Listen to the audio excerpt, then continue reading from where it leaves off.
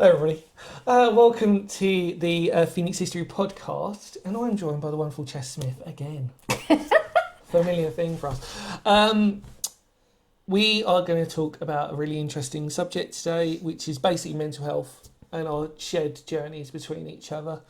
Because actually, this was partially your sort of suggestion on this as well, wasn't it? Because when we got in contact, you'd sort of realised that my mental health journey and stuff like that, and we were sort of like, oh, okay, might be able to talk about this a little bit more. And obviously, I'm quite an open book on it and stuff, so I'm quite open to sort of chatting about it. But we've both had our traumas, and we also just want to put out like a little caveat side thing on here that just in case people are a bit upset or anything, please. We're just here to help, and if you want to talk or anything else, like I've always said on my email, there's always an email out there for people if they want to chat to me and stuff like that, and we can just hopefully just realise the message is that you're not alone. And I've always said that when it comes to mental health and stuff, is that we've all got our own issues, but please just understand that you're not alone on it.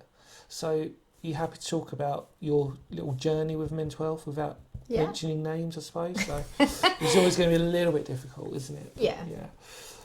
But yeah, so part of so I put an EP, I started writing an EP out as part of my journey, but I've learned a lot about myself for the past 5 years, I suppose. I think it was I can't remember how, 3 years ago I had a nervous breakdown. Everybody's nervous breakdowns are slightly similar. I listened to your video and it's similar but different. They're all different, how you deal with it, how your brain disconnects. But in my experience, when I had the nervous breakdown, I actually did not know what was happening, what I was going through. I actually thought I had a heart attack. Right, yeah. And I asked my neighbour to actually get a ring to get an ambulance because I was tremoring and stuttering and my heart was racing. I thought, I'm not well. It took quite a while because the doctors and people don't understand nervous breakdown. If you've not been through one, you don't know. So I'm okay now-ish. It affects you for the rest of your life. It changes how you are with people. I realised with my songs that I've put out, they're all about the mental health and mostly about nervous breakdown and coping mechanisms. I really want to help people understand what they're going through because there's not enough out there to identify what a nervous breakdown is. We all talk about anxiety and we all talk about depression and all that, but there's not enough out there to explain the big bomb. Well, you're right. I think it's just a time, isn't it? There's not enough time. People don't have enough time to sort of want to sit down. If you even now at the moment, we're not saying anything that's controversial, but obviously with the NHS and the queues for like mental health waiting lists and stuff like that, I know a couple of people who are literally like months away from getting any help. They're just on the list now. And obviously they categorise it as much, and I think the sad thing is that there's two types of categories. There's either you go into suicide prevention straight away into a hospital because it's too late or you're on that road, or they hope that you can hold out a little bit longer. If you're not... I wasn't suicidal because I knew that I knew I wanted a good life. Yeah. I knew I wanted to fight for it. It was... The shock of it was the fact that I was... In my eyes, I was Superwoman. And that had been taken away from me, and it was my brain that done that to me, and it was really hard to understand. But I'm gonna go blank. You're fine. I've forgotten why I brought that up. I'll tell you what, move the mic up for me. Yeah. Whilst we're doing some podcast episode, just because Ches likes to be a little bit animated as she gets a bit less, gets a bit involved, which is good. But yeah, no, obviously about trauma and stuff like this, and the fact that you're right, it is individual to every unique person, but there's a lot of similar traits that we know of, but on the same token it's just as damaging. And I think also it's you have to look at it in the impactual way that how many the shrapnel that it causes from the explosion of your own health and the people that it affects. We've spoken off of camera about relationships and the damage that it causes, etc., etc. And I think that you know, that you can mask it, like we said before, which we're all quite good at. And I think actually as musicians, we're quite good at masking. Oh God! Like when you get on stage, you portray someone that you're not actually off stage. Yeah, like I'm not a confident person, but on stage you would never, ever know that. And I got so used to being that person that nobody knew in the background. Like my whole world was actually falling apart. And not. I think the only I would. This is something that people, when they're going through recovery of depression and nervous breakdowns, whether they figured out if it's that or not, but you have to look at yourself. How have you got in that position? And a lot of the things when I look back is that I'm a fixer and I'm a people pleaser, and I have drawn people into my life that basically want to sap all the energy out of me. And I'm a bubbly person, but I thought I could cope with that, and I thought that if anything, I'm the right person for them, because I can organise people. I can be that. Everything's fine at the front. Everything's fine, but actually, I was kind of the one being attacked a lot of the time, even for being that way. Like there's a lot of people that have been jealous in my life for how much energy I've got, and I'm like, if you want it, have it. I don't want it because it's always on my shoulders. Yeah. But I didn't know that you can snap. Your body can snap when it takes too much. It's got a limit, hasn't it? Yeah. It's got a limit. And when I look back, I want to educate also young people, because I do look at young people and I'm like, oh God, I wish you'd know. And with music, obviously, you can spread that. Yeah. But I want people to know how to identify toxicity. Yeah, 100%.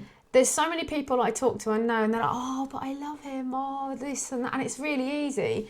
But I want to spread knowledge on narcissism and manipulation and coercion and all of that, so that less of this is happening. People are more educated, because although there's like a crisis at the moment of mental health, how did you get there? What caused it? Like, sort out the cause first, and then also afterwards, there's not, like you say, there's not enough resources. So people, like, I'm always an open door, and I've said to people, like, come to me, because I do feel like I know enough now. I feel confident. Probably feel more confident with this subject than I do with singing. But you know what? I've said that a lot with my thing, is that unfortunately, because you don't really want to, it's not a positive thing to sort of be knowledgeable about, really, is it? And I sort of think out of like my passions, you know, my history, my music, and my paranormal stuff. So, like, actually, to be fair with you, like my number one thing, start for 10, is mental health, and it's because unfortunately we've both had these really traumatic journeys, but actually in a strange way, and I hate to use this word because it's a word that I think mental health, like, there's a lot of buzzwords that get used with mental health these days, and I think we have to eliminate certain words, because although they're quite like wellness, for example, I think wellness, although technically I work in, I'm a mental health specialist now, but I'm never really sure of the word wellness, because it's quite an open-ended sort of, it's too generic for me, do you know what I mean, sort of thing. Actually, it's like it's the opposite of, funny enough, what we strive as musicians, because we said we don't like being categorised in musicians, but actually in mental health, actually you kind of need to, because you kind of need to figure out where the approach we've got to take. But I think that I agree with everything you said. I just think there's not enough awareness of it, and I think that also, unfortunately, because we've gone through what we've gone through, we can be more sympathetic and more. And not only that, I think that I've always said this a lot on podcasts when we've met other people.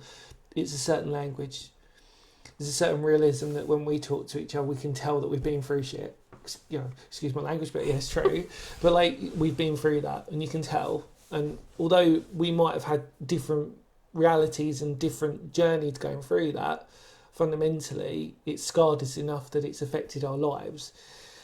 I mean, I always said, I desperately, I don't really think I've ever spoken about this in this context, I desperately never try to find excuses with how I am sometimes. And I say sometimes because I've got a lot better. Sometimes I desperately try not to find excuses. So in other words, if I'm having like a really bad mental health day, or I'm having a really bad anxiety day, if I'm being asked to go out, I've got to fight it and I've got to go, because I've got to look at it differently. Better to go out than just to stay in and lull and feel sorry for myself. Yeah. Because I think, but also, if you don't, yeah, it's fine. absolutely. Well, this is exactly. This is a battle. You're so right about saying It's a that. battle. You're absolutely right. It's about, and I think you hinted at it, and I think you're absolutely right. Yeah, they always say time heals, and in a way they're right. But I think when it comes to mental health and anxiety, if you've gone through it, for me, pre-teenage years, and you grow up through it, time does heal in a way, but it heals in a way that the brain and the body have a beautiful way sometimes of trying to reconnect, and sometimes those connections aren't necessarily the right ones, but you're alive. Let's just put it out there realistically. We're alive. We're here to tell our story. We're here to tell our tale. Whereas a lot of people that I'm sure you know, I know, haven't unfortunately not come that far. And sometimes you just wish, like, you want to grab someone by the shoulders, just freaking shake them and just go, come on, like, this is just a blip. Yeah. It might be a long blip. It might be a long blip, and it might feel like there's no end in sight, but it is still just a blip, and we can get through this. And it's like I said, because of the fact that we can tell people about that, really. But I'm sure you sort of feel that in a way as well. Yeah. But like the blip, it's when people feel like they've failed because they've had a blip. Yeah, absolutely. I'm like, it's all like like you say, from childhood to now. I mean, I didn't have the greatest of childhoods, which put walls up. Probably made me more focused as a teenager. Probably did get into a bit of trouble at times because I was rebellious, because there was no one that I particularly looked up to. You have to understand why you are the way you are. I don't necessarily like what caused my breakdown. I don't necessarily. I think it could have been avoided, as well. But I don't also want to hate, well, on the because obviously you can forgive people in the future, but the victim or survivor needs to look up themselves, because it's a two-way thing. Couldn't agree more. But also, like, most narcissists don't know they're a narcissist. That's so right. And I have, although it's the same as a survivor or the victim, you try and help them. They have to help themselves. Yeah. And I just want, like, my songs, the way I write my lyrics, I just want people, it makes you think about, I want people to think about how they cope and how they are dealing with things. Because with my, I don't know, what do you call them? the person trying to destroy me, the individual. I think in a polite way, at the end of the journey, I literally said, please, can you work on yourself? Like, if anything, to make it, and that would make it better. And they didn't, but I had to write that off then and focus on myself. Yeah, because I am the most important person to myself. Yeah. I mean, and I think, like, I've always said this, like, sometimes it's okay to be a bit selfish as well. And I've been I've always been the least selfish person, I think. So I'm always a giver. You know what I mean? Like, I will give to you. If you need help, like, I will offer it to you, and I will be them. I always say, like, funny enough, I'm always like, if I really care about people, I'm more faithful than a dog. Like, do you know what I mean? Like, I will be there for you no matter what. That's why it makes it hard in recovery for you. Absolutely. Because when you have to, someone's trying to help you with an opinion, 100%. You don't want it. 100%. You can't say yes anymore, because you know to change and make things better for you. You have to go, sorry, shutting you off. Yeah, couldn't agree more. And I think, no, because that's the thing, because, like, we're quite, like you said, fixers. You want to sort of fix that person, you want to help them get into a stable sort of mentality. But then it's really hard that you put that out there, but then you're not really focusing on you. And then fundamentally... How do you fix yourself? Well, yeah, and I think that the sad thing for me was that what I realised, and I think you said this off camera, but the thing that I found the most distressing for me in a strange way was that I gave, but nobody ever came and helped me. I had, at my lowest point, I had maybe less people than I can count on my hand. call me just to ask me if I was all right. Simple thing. I didn't go out there to ask people, but it showed how many people really weren't there. And it really, and every time I've had those lowest moments, I'm always constantly reminded that you think that the people are going to be there for you, but really a lot of people aren't. And it really surprises me, because I'm like, I would do anything for certain people, and yet would you ever do anything for me? I don't ask them to, but you're like, my God. It's a massive wake up call. Wow. And you're just like, okay, fine. Right, okay, thanks for not being there for me. And you're just kind of like, and it's not worth arguing about. It's not worth sort of... Everyone's got their reasons. Everybody's got their reasons. I don't hate anybody for not. And I'm sure they could probably turn around to me and say, well, fundamentally, Dan, you say you were there for me, but actually maybe you weren't there in a certain way. Maybe there's reasons for it. But actually, either way, I still have always felt that no matter what I've ever given out to people, the amount that's given back, not in a selfish way, but you're just like, wow, okay, when I needed you, where the hell were you? You know what I mean? It's like, and I'm just like, it's really, like you said, it's eye-opening. But obviously, from there to now, you've obviously created your own little bubble, and they are the people that matter now. You found 100%. Your people. And we a really interesting thing we both spoke about was the thing that's really distressed me the most, that I've learned looking back now, was probably one of the really hardest things to sort of comprehend, was that you're going through all of this, and you're, like I said, there's a form of emptiness that is you can't put into words. Do you know what I mean? You can't put into words this sort of like emotionless sort of state that you go through. It's lack of control, really as well. And you feel stupid. You feel worthless. You feel like, oh my God, this is. You know what I mean? You feel betrayed, you feel let down and everything else. And then, you've got all these adages on top, like I said, like the mental health, the anxiety, all these types of things that you go through. And then fundamentally you realise that the people that you wanted to be there for you aren't. And you're just like, oh, okay, right, this is... But that's something you have to then process, and that takes ages to process. And you have the little blips and the little angry moments. But with time...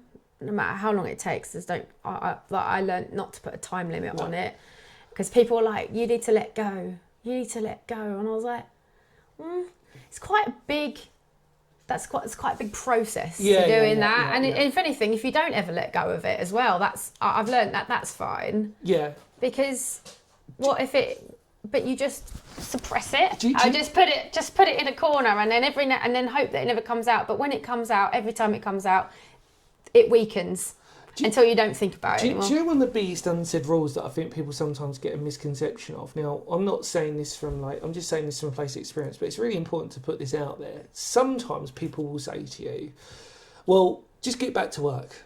Get back to work, do your 9 to 5 job, and you'll forget about it in no time. Don't work. I'm sorry, it just doesn't work.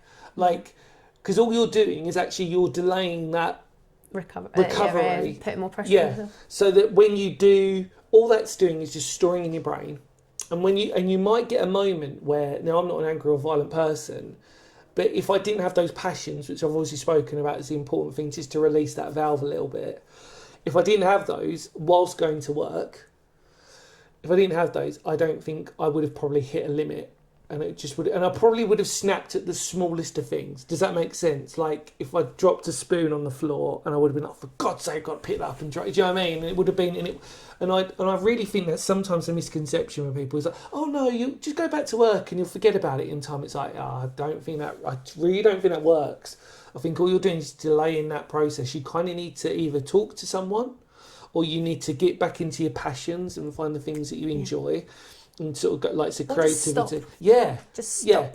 But exactly. The worst thing you can do is just get back to your 9 to 5 job. So I did that, but also I run my own business. So when there was problems, I never felt like I could I couldn't press the off button. Yeah. And that's how I ended up having this nervous breakdown. And I actually thought I was going to be disabled for the rest of my life. Right, yeah. Because and I feel guilty.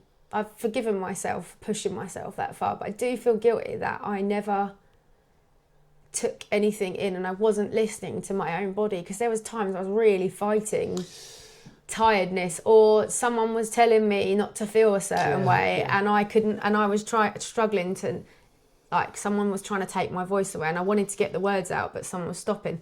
It got to a point where everything that I felt was right, and I was explaining to you again, a nervous breakdown is different to everybody, but the point it happened, and I tried looking it up on Google and everything because I was fascinated with what the fuck has happened to me. All the blood went from the top of my head, and it's like I was standing in a puddle of all of my blood from my body, and I had no emotion, no feeling. I said about driving a car, I felt like it was an out-of-body experience. I gained tremors. I gained a stutter. I couldn't talk. And although it was only like the worst part of it was 3 weeks, but I knew from the very beginning, the first day I was like, I've got to go back to work. I've got to go back to work. I've got to go back to work. And I think I've stretched it out to 3 weeks because I had the best neighbours, and my family for like the first time actually got like clubbed together and was like, no, this is serious. I felt like this was almost like a mental hospital, this house. And everyone, my family don't particularly understand mental health. They didn't at the time. And my sister was trying to rush me to do things, and it took me literally like, I think, a whole day sometimes to walk from the living room to that toilet. And you ring the doctor and you speak to a counsellor and you try all those things, and there is absolutely nothing you can do when you get your body to that point. And this is really hard to accept, and it's really hard to find someone that's actually gone through it, or no one speaks about this thing. The only thing is time.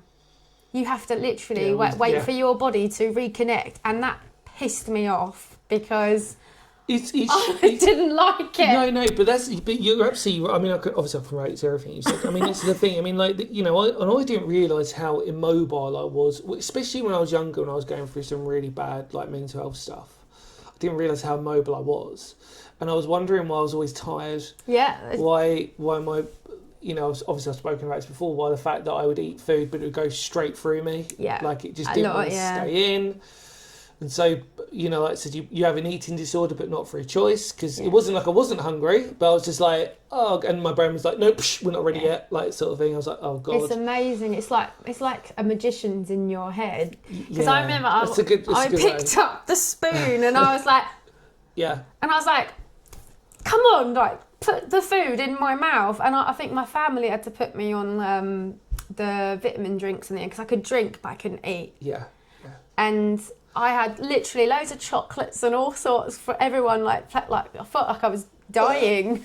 And I was like, I would literally have eaten that chocolate if, like, when I was well. And I was like, I don't want, is this me forever? Am I not going to be able to use my brain? Because it just goes through these. Because literally that's it, isn't it? It's just the shocker thing. It's the way that it goes through, and it's like I said, and especially in your case, obviously I've experienced trauma very similar, but it's just you go through these types of things. It doesn't matter really what age you're at. In fact, I often believe, like, you know, my last traumatic experience, which we sort of flirted with in this conversation.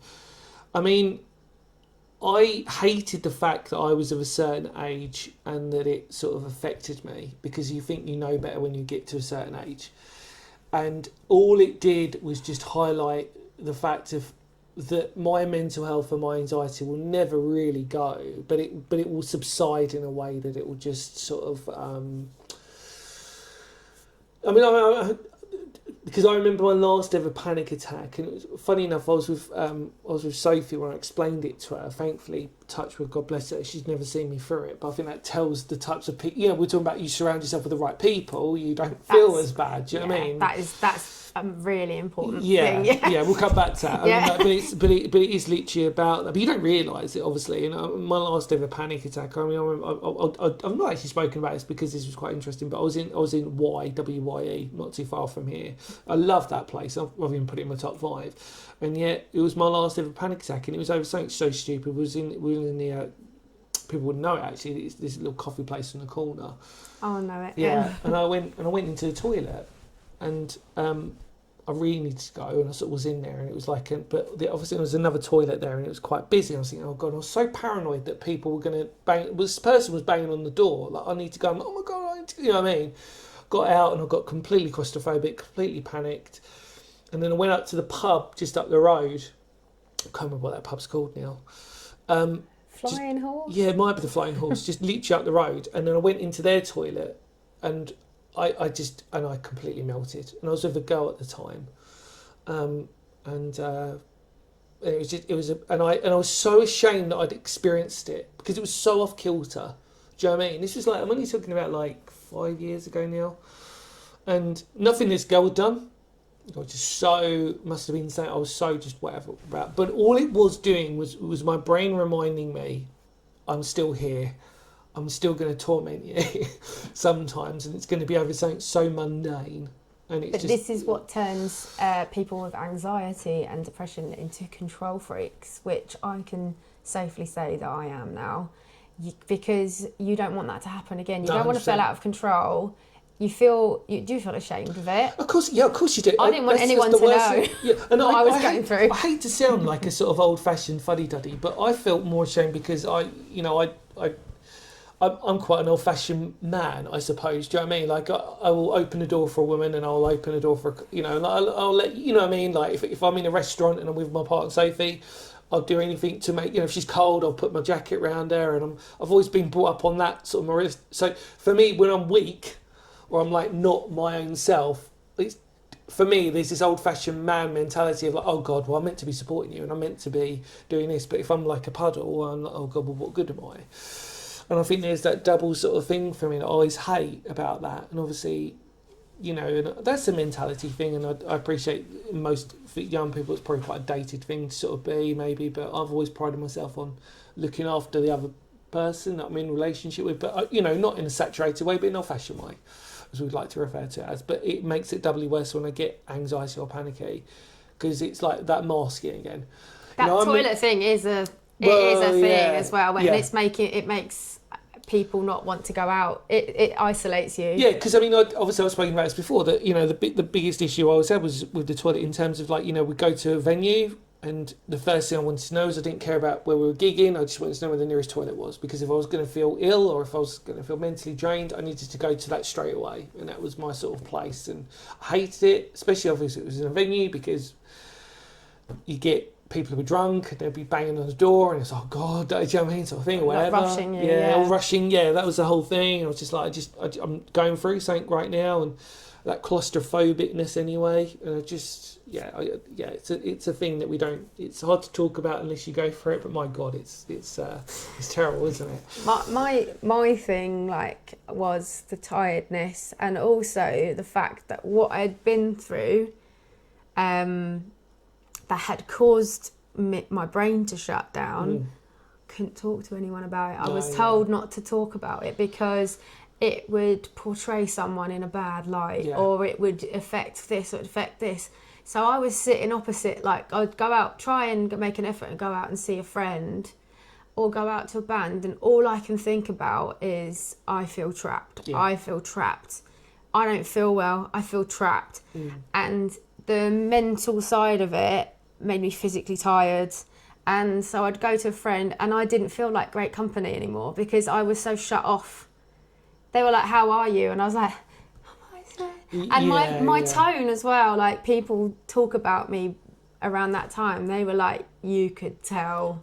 It was all over. I would talk like this, and I would be it literally, and also at gigs, people would say, you went from this really bubbly person to hiding behind the merch table and not talking. I couldn't physically have a conversation. Yeah. The conversation with someone, I'd have 5 minutes of a conversation and I'd want to go and sleep. Well, no, I mean that's the sad thing. I mean, it's hard to reflect on it now, but obviously when I sort of mentioned obviously before that because my brain was going at like 200 miles an hour, so I'd stutter a little bit, overthinking, and it was like a byproduct of that.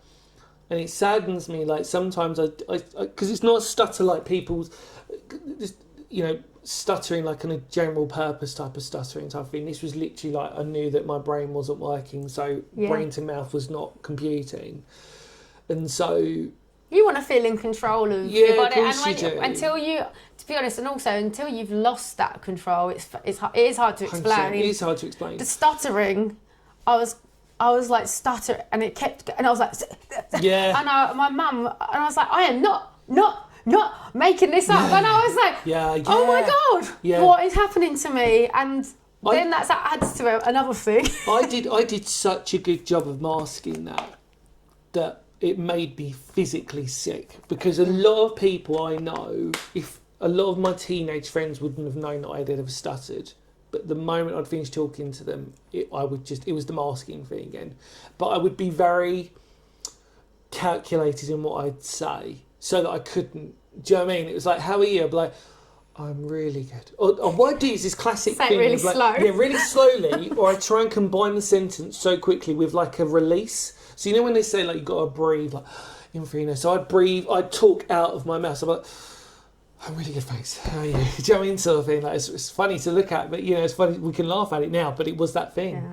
It's like, 'cause if I could do that, it would be I'd do two motions at once that would stop me from stuttering. Because if I'd stutter normally in between a breath or something like that, I'd be like, I'm okay. That'd be literally like. But you also would then feel like you don't particularly want to be a big part of the conversation. You can't win. You kind of just want to be at the side. Like, I'm making an effort by being here, but I generally don't particularly want to talk anymore, because then it will unveil how actually shit my life is at the moment. And I don't want to put all that negativity on that room. No, and I think that you raised a really good point with that. It's, again, while we're quite similar in how we discuss this, is that we're very similar in the fact that we didn't intentionally want to put it on other people again. People pleasing. Yeah, even when you're the in the shit. 100%. Like, this is our thing that we're going through. The last thing I want to do is put it on you. And we spoke off camera, but I do openly admit the fact that if any exes are watching, I do apologise. But I mean, I've said openly that I was very good at pushing them away. It was my fault predominantly. You know what I mean? Like, I was quite good at sort of having these emotional blips. We'd get so far in a relationship where I was like, well, you're going to see me have a moment at some point. So I'd rather get rid of you now. Sounds quite harsh, but in my brain, that was kind of it. And then just go along. And then and it would always be the regular pattern. Like, I'd be single for maybe about a year. Because I was single, actually. When I look back in my life, actually, I've spent probably most of my life more single than I have in a relationship. Because, to be fair, it took me a long time to sort of go, oh, I've got to get into a place where I'm better now to go. And in the moment I get into it, same pattern again. Oh, I feel better. And it might last, like, say one relationship might last 3 months, Next one might last 5 months. You know what I mean? It wasn't like, it's just really weird. It's all going like, okay, but I've got to push you away now. You got too close again. Got to go. Sorry. Do you know what I mean? It's sad, but I mean, like, but on the same token, I think, though, that you probably don't see it as that now, but that is actually a really good coping mechanism, because you obviously got a feeling that it wasn't going to work and you shut it down. Yeah, rather than. I mean, I've got a friend at the moment that's done that, and a song that I'm going to put out at some point is actually, I take my hat off to him, and he felt bad that he'd let this person down and he'd lost the friendship because of it. Because obviously it's confusing if one person's... And I was like, no, you've done the right thing, because from my experience, I've been brought up to be loyal to my relationships and to literally stay, fix and move on. And I have had really bad relationships and I have stuck them out until they have left me. Yeah. I've left one, but even that took a long time for me to let go, because I can't, I just think the old-fashioned relationships. Yeah. But I mean, the dynamics now in a modern relationship aren't the same as that anyway. We've got more choices. A lot of us work. Yep. We're not doing the get married, have children, like you used to. So there is a lot more choice out there, and people do end up in.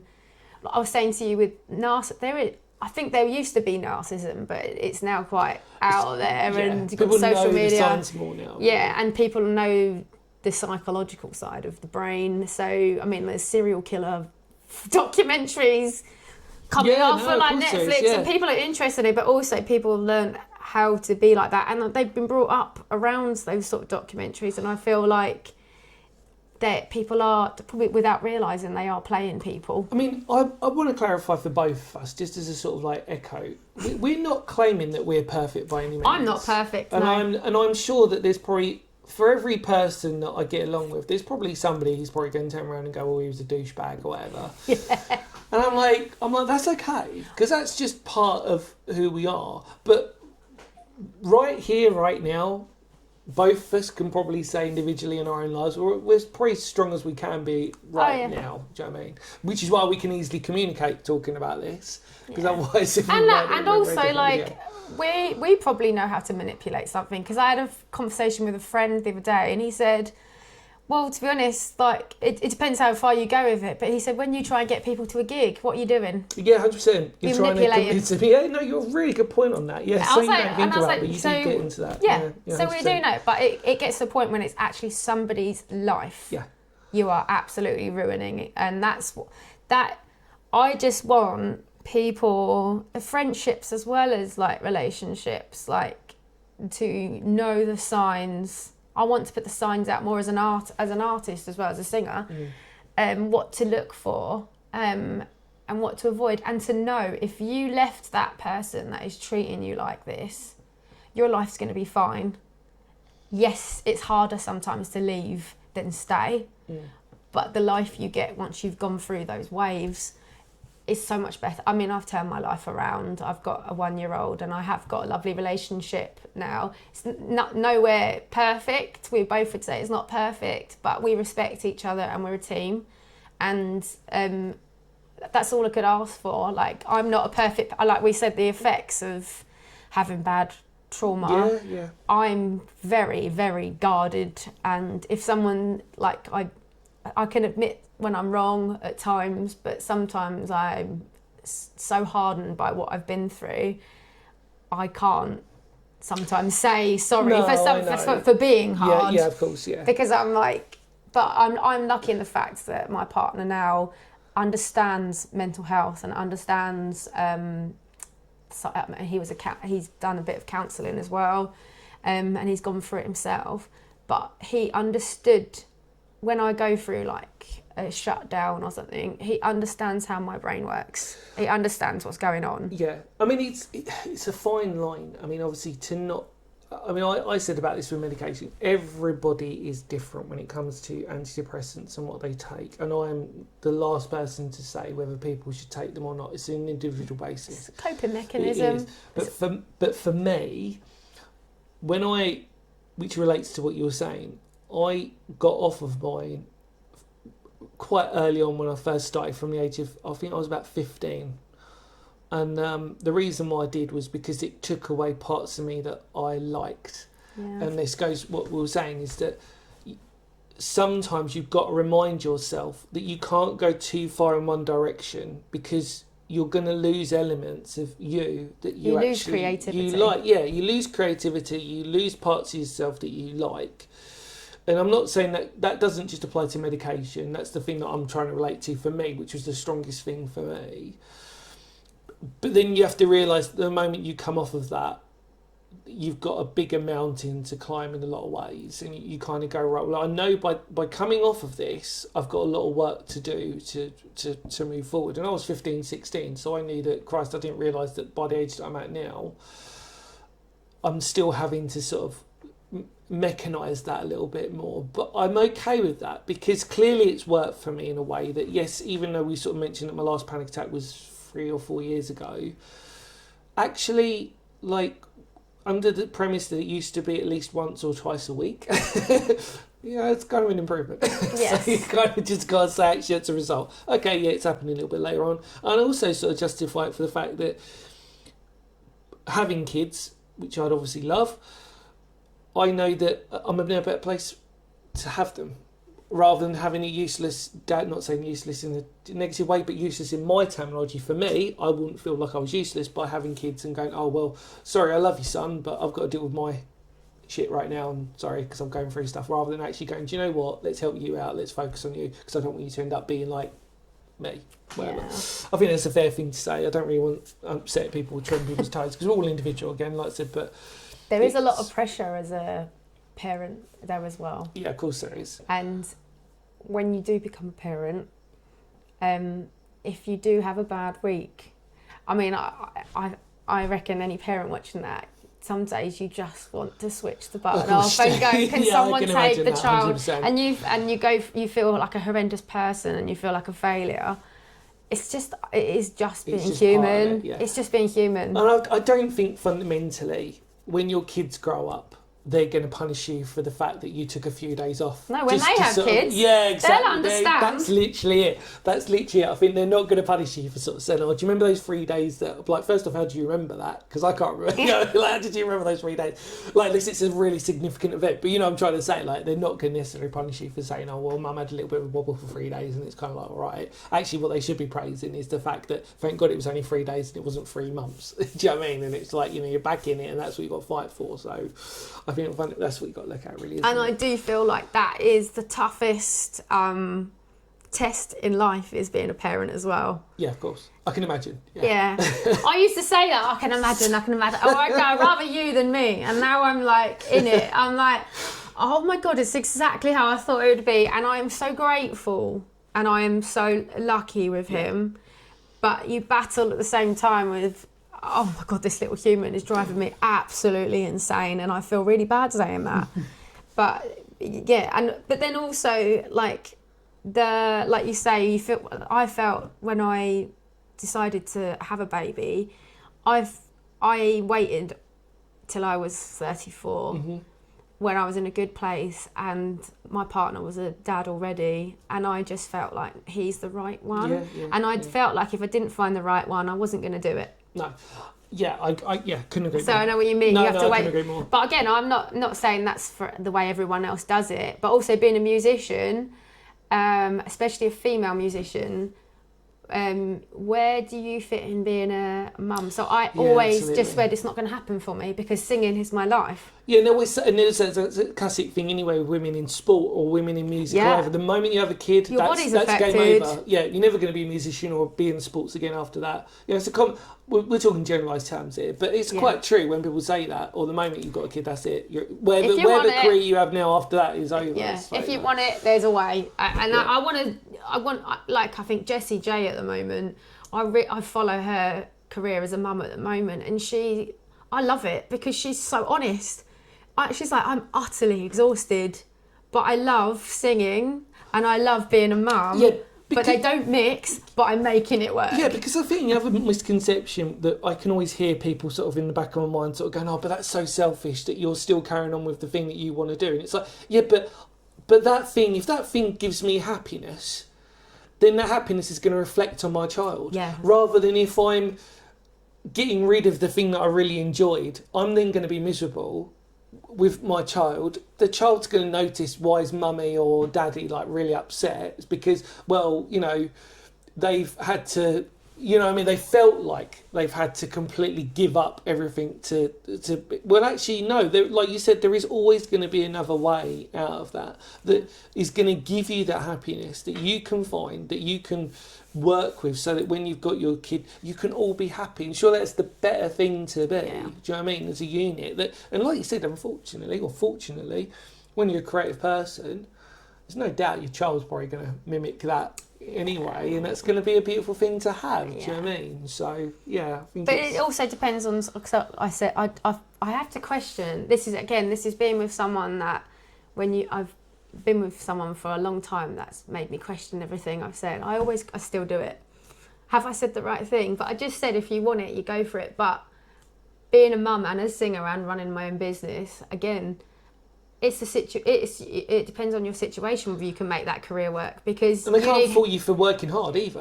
Yeah, but not a lot of people have the support. No.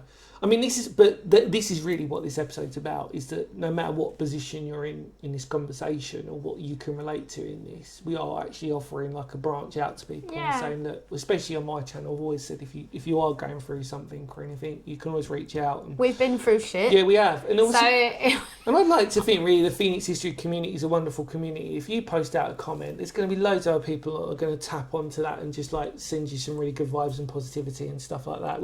It is fundamentally what I've always said. You should never feel the worst position in life is the position where you feel like you're alone.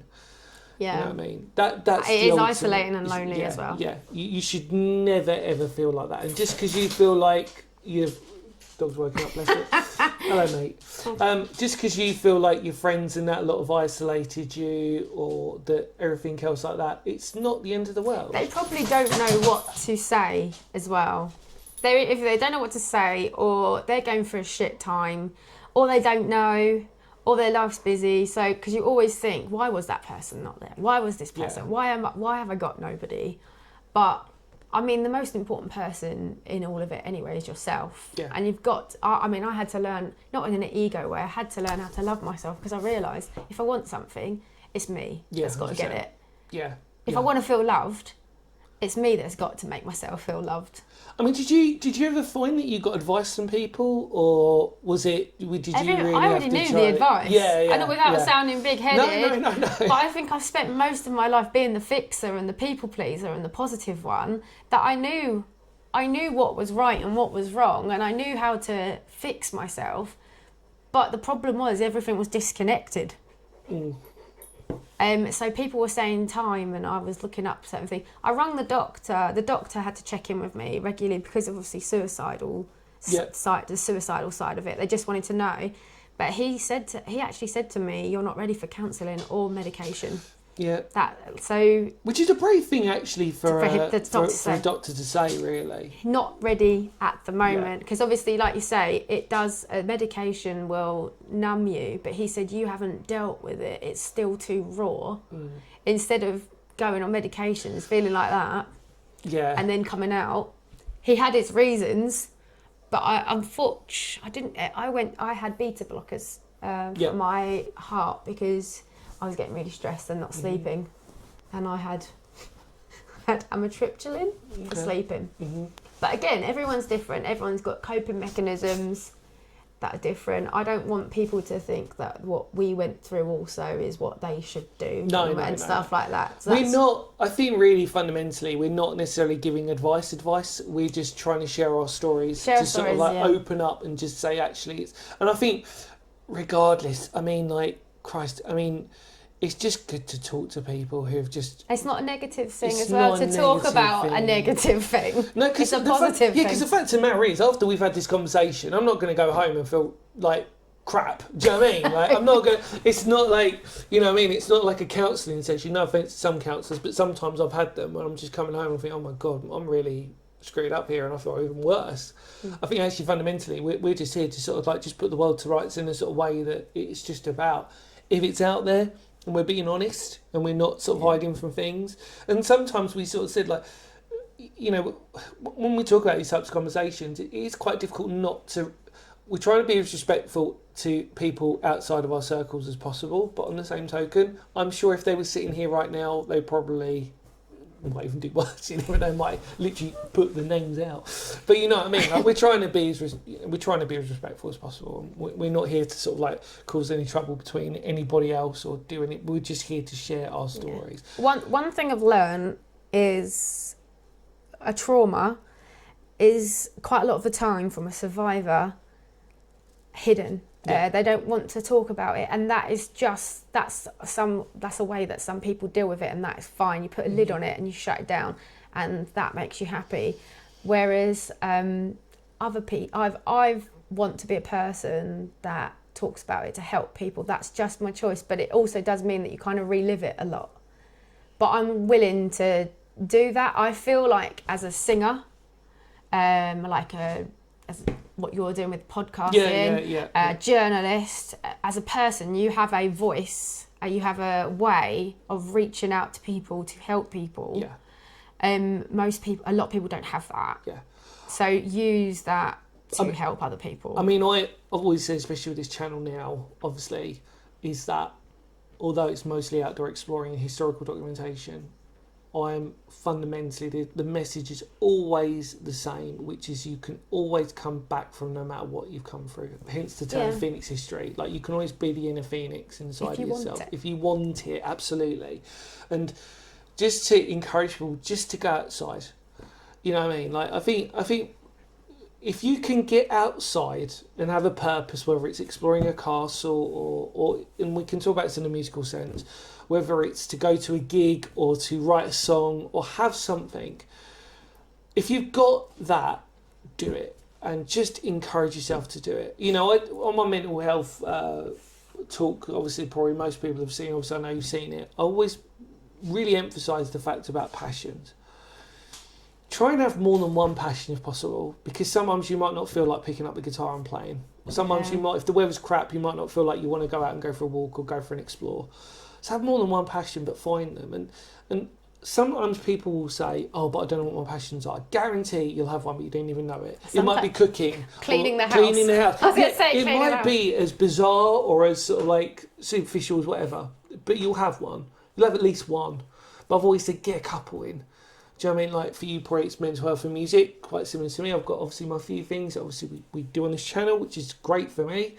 But it is just trying to encourage people, even at your lowest of lows, go to your passions if possible. And surround yourself with the right people. You're so right on that. Well said, Jessica. You're absolutely right. Sometimes you get the little red flags or you get the gut instincts.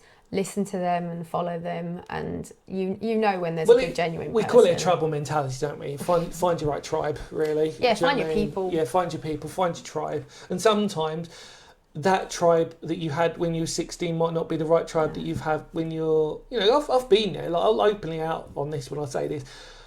Some of my friends, when I look back on them, I'm like, how the hell did we become friends? Because we've got nothing in common. Do you know what I mean? There's no disrespect to them, because we don't chill anymore or we hang out. But I mean that I actually mean that in a loving way. Is that it's probably the same thing when you're in a relationship with someone. You go on a date with someone and you think, God, that was the most amazing date. And then when you look back, you had one thing in common with them. But you held on to that. Yeah, you held on to that, and that was the whole conversation. And you come back and go, oh God, yeah, that was like the best thing ever. But when you realise if you're moving forward with that person, is that you just go have one-dimensional conversation with them all the time. Yeah. What if there's those things that you don't get along with that person for? Are they going to be the things that are going to sort of like... I don't feel like you ever... This is just my opinion. I don't feel like you know someone in the first 6 months. No, God, no. I think it takes at least 6 months and to live with them sometimes to really know them. Yeah. Most of my relationships didn't last that long, so I didn't even get to that stage. I could say it as a humorous thing, but it's true. I mean, like, you know, like, but you didn't have to get to that point though, to then have to get out of it. Exactly. Yeah. I'm sure a lot of them people out there watching me probably are like, it's probably good riddance, really. Good they probably haven't. They've gone for the right person now. They've found the right person. That is the most important thing. And I think you're absolutely right. I think you need to spend time with them people, and like you said, also from an obvious level, we can both experience this. Being musicians and spending time with certain musicians, we do say it is like being like with family. And actually, I've learned so much about life skills by being in bands. Oh yeah. Because you just know people. We still might make mistakes, but my God, we've seen more people, different types of people, and different variations of people. And like, you just think, wow, okay, would I have ever met that type of person in like a 9-to-5 job? Do you know what I mean? I am the black sheep of my family. When I sit down with my family, they like, you went where on your own and did what? Yeah. Why would you do that? And I was like, but I met this person, and then and they're like, they don't sound like people. No. Like they're like, and I'm like, oh no, they're amazing, and they do all this and all this. Yeah. And I was like, they don't understand why I do the things I do. And like my friends half the time, they're like, that friend's crazy. I'm like, but I like them because they're different and they don't care.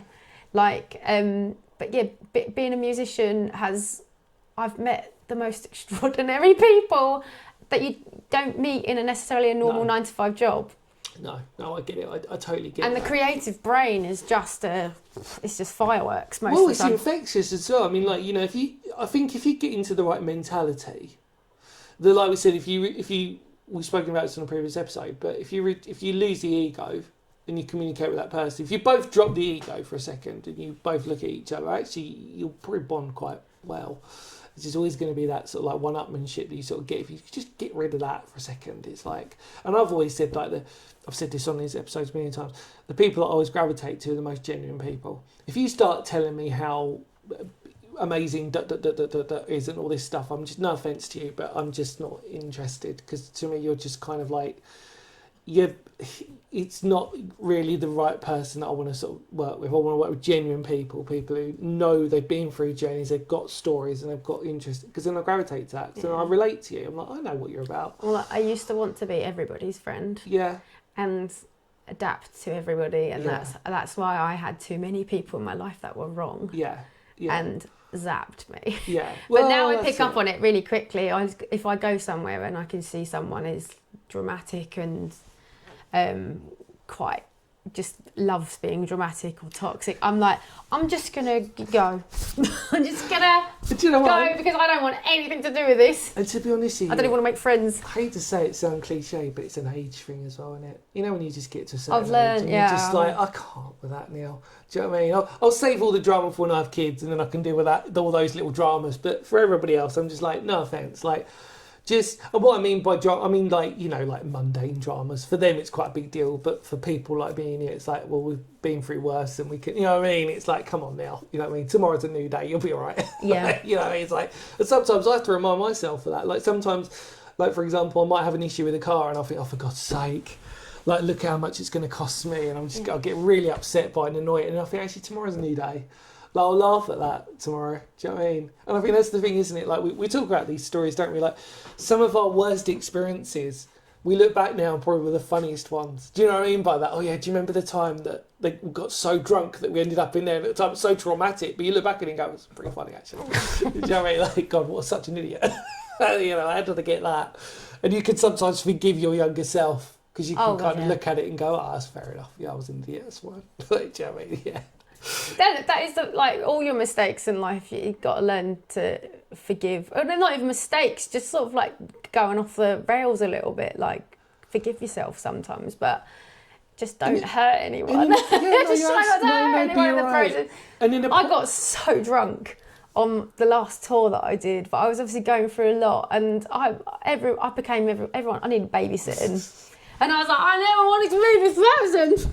Never want to be this person. But I can forgive myself because I was going through shit, and that's how but I was hilarious. I was absolutely hilarious. I used to have the same sort of mentality, but in a really bizarre way. So every time I used to go to London, I used to be one of them London people who used to sort of go there like in a like hipster type of way. Like we'd go to certain like rock star nightclubs and all this stuff. And I was so paranoid. My biggest, because I know I'm quite open about my confidence. I basically have none.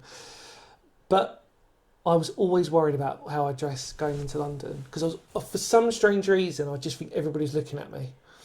And yet my friends always said, but it's London, Dan. How many people, you're guarantee you're going to walk around and go, oh my God, what's that person wearing? Or do you know what I mean? Or like, and you feel like, oh, okay. Like, and it was just, and they were just reminding me that you think your life's bad or you feel like you're doing this, but guaranteed there's always going to be someone out there that you're going to see, and they're probably going to have a tougher time than you. And all you've got to do is just try and ride that wave, like you said before, and trying to get to the shore. Just get to the shore, yeah, exactly. You know what I mean? And I think that you raised a really good point with that, and I think it's important to sort of mention that, is that it's not necessarily the right mentality to have and go, oh, thank God I'm not that person.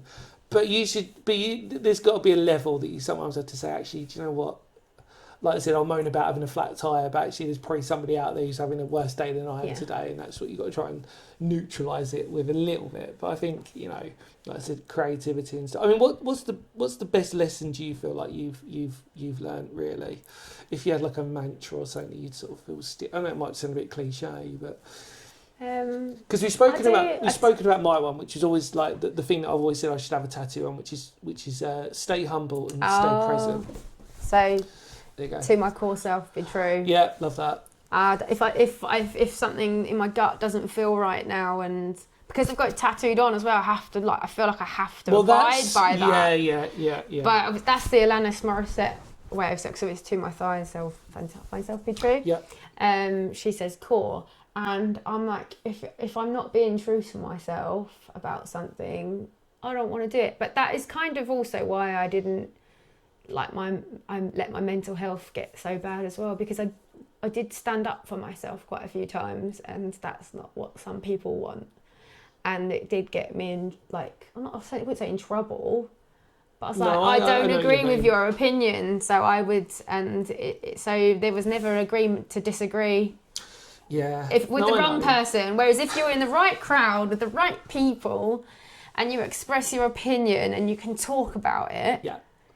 That's when you know you're in the right crowd and it doesn't end up firing. 100%. But if I don't feel comfortable with something, I will mention it, even more so now, because I don't feel like I'm being true to myself. You talk about tattoos. I mean, I'm not really speaking about this because it might be offensive to some people. Not offensive, but it might be a little bit controversial. But it's a mental health term. It's hold fast on my knuckles, and it's basically because I've always described my anxiety as like being on a boat and like holding on when the waves are crashing over and stuff. And sometimes when I'm going through really tough times, I will just look at that and I'll be like, right, hold fast, because that's the shipping terminology, obviously, to hold fast when it's all going really bad. Grab onto whatever and they did use that in a mental health term, to hold fast, basically, just to, when times are getting tough, just grab on and just stay there, ride it out, basically. I could have put ride it out, but I didn't have enough fingers, or less fingers. But You've reminded me. God. Do you know there's I don't know if you've seen a TikTok or a real video of a sunflower and they put a face on it and they put songs to it. I don't know, like Celine Dion, the Titanic song, or there was I can't remember, but my song Alexa has got I was a sunflower in a I was a sunflower in a oh god, I can't even remember my lyrics. Don't talk, you don't need to talk. But that's how I described how I felt at the time. There was that. Some people might know it's a thing that goes around, a viral thing of a sunflower with a face singing a song that's like chaotic and disastrous, and it's in a thunderstorm. It's going like this, it's still got all its petals and everything, and it's just doing all this. And that's how, a bit like what you were describing. Yeah. That's how I describe. Just when I was in a bad place, that's ground yourself, get back to reality. Just be hold that fast, sunflower and just hold on. Yeah, hold on, just hold on. Because I mean, like I said, my description was for my mental health and my anxiety was always that, I always felt like I was a ship in the middle of an ocean, and that because it was the best advice my doctor ever gave me was that he always said, every time you're about to get a panic attack or anxiety, let it happen. I was like, that makes no sense because I don't want it. He's like, no, because he said the longer you hold it in, the worse it's going to get. And so my metaphor was always that I was on a ship in the middle of the ocean. That's how I look at it, basically. And that there's a massive storm coming towards it. And if I kept running away from it, if I kept turning away from it, that storm was just going to get bigger and bigger and bigger. So by the time it hit, it would just go. So the metaphor for me was always just to ride through that storm. Get it done, rip the band-aid off or whatever, and then hold fast, basically, just grab on and just survive through that, and know that every other time, although you're always going to feel that way, it's quicker to get through it than to run away from it. Because if you run away from your problems, or you run away from your anxiety, or even if you feel like you're going to have a panic attack, I know it's bizarre, but swear by it, just get it done. Have that panic attack. If your body's going to let you do it, let you do it. Yeah. Because if you hide it, if you mask it, your brain's got to process it. Yeah, your brain's got. Otherwise, you're just going to explode. It literally will feel like a volcano. And I just said, and that's how I always metaphorically think of it. Like, you're a ship in the middle of the ocean. It's all calm, it's all beautiful, and you get these really nice moments. But sometimes you can see that storm, and that storm's representing anxiety. And it's like, I'm always going to be here. And sometimes it will come in, and instead of. It is part of the human brain, anxiety, though. Absolutely. It is part of it. So you do have to learn to live with it. Yeah. But it's how you cope with it. Well, this is it, and you feel real from doing it. It's a bad way of thinking about it. You feel alive when it happens, because you do in the worst way possible. You feel really like, oh God, like I'm alive. All your senses feel off and everything else. But you just have to grab what you can, just get through it, and then once you come through it, you know that, oh right, well that could have been a lot worse if I'd sort of just run away from it. So I felt free, like when I got with my partner now, what felt really freeing was when something bad happens to me, I have to thoroughly go through my brain like an old computer where it's when it's loading, and it's like it has to overturn everything to figure out what this. And until I shut down all of these little elements, and it can take sometimes a week for me to get over something. Until I've shut down all those elements, I can't move on. I went from being told to shut it down, don't think about it, get over it, move on, to someone going, no, that's fine, you take as much time as you want, like, I totally understand, don't worry, don't apologise either. That was so freeing for me, because I was like, I think that's just how I process things as a person. That everyone's different. Some people are really good at just going, right, that happened, let's move on, next day, next thing. Whereas I am a person that I just have to, and that's another thing, I had to understand how my brain works and not feel guilty about it.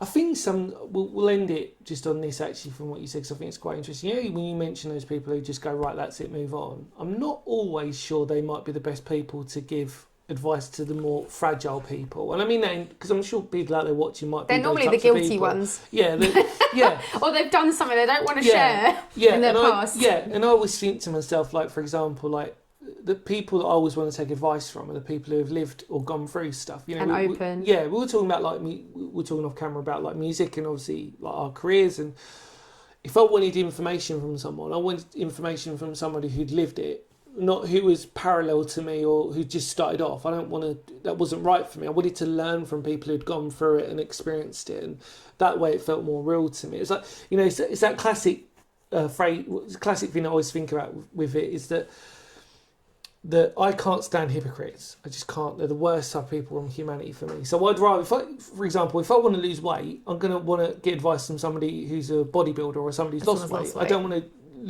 get advice from someone who's like 50 stone and still don't worry about it. Yeah, exactly. Don't worry about it.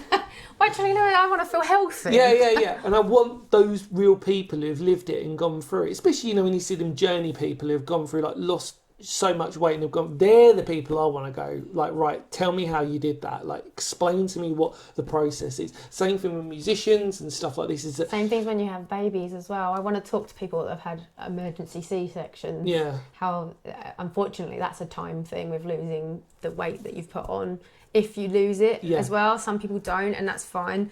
But natural birth, obviously your hormones naturally do it. Whereas I struggled when people looked at me in a certain way after, and I was like, I've had a C-section. I was like, I shouldn't have to explain that. No, I appreciate it. But you might not feel or react the same way as that individual, but you're more prepared because that person's sort of spoken to you about that in that way. And I think that's really important. And again, there's a nice way to round off, I suppose, is that on this episode, is that really that's what we're trying to sort of share our stories and our interest in, saying that, again, you're not alone, and there are people out there who can at least sort of say, give you some friendly, non-judgmental, because like that, the judgment is I think a big barrier to why people don't open up. There's no judgment, there's no right or wrong way to even deal with something. If you deal with something in a bad way as well, it's just a process. And when I say a bad way, I mean, like, if you want to go and have a big drink one night just to get it all out of your system, and don't feel any judgment. Like, it's just the way our brains process things, and there's no judgment. And I just want to create a safe space, like you do, for someone just to let it go and feel like they can relate to someone. No, I totally agree. And that is a beautiful way to end, I think, this wonderful episode. Jess, thank you so much for being so open on this one. It's really kind of you. Thank you for allowing us to sort of be, like I said, hopefully you've really appreciated and taken on some advice and some extra little things there. And hopefully if you feel like you want to share your story, go for it and stuff. And obviously if you want to get in contact or any other people that can help, then just we're there. I also have a song called Disassociate. And if you want to learn about putting the right people around you, that's a good song. Is that the one that's got the lyrics? Is that a lyric video as well? It's a lyric video to on YouTube as well. Yes. I will try to remember to put that down. If not, you can tell me. I'll it's put a that good way. below. It's a coping mechanism is to disassociate. Yeah, because I mean, like, so Chet Chess' amazing solo workout. As if we've seen in previous podcasts, I'm such a big fan of her solo stuff. I think it's the best stuff she's ever written. Long may you continue on all of that as well. I really mean that from a fellow musician to another. I think you're fantastic and so amazing voice, really talented. So keep going at it. I really mean that. So yeah, take care, everybody. Much love to all of you out there, and yeah, we'll see you on another podcast episode. And yeah, if you really feel this helped and stuff, and maybe you want to see Chess in the future, just let us know. We'll do another little episode and talk even more about some random stuff for you. Take care, everybody. Blabberings. Yeah, random blabberings. New name for the podcast. Right, take care, everybody. Much love. See you later. Bye.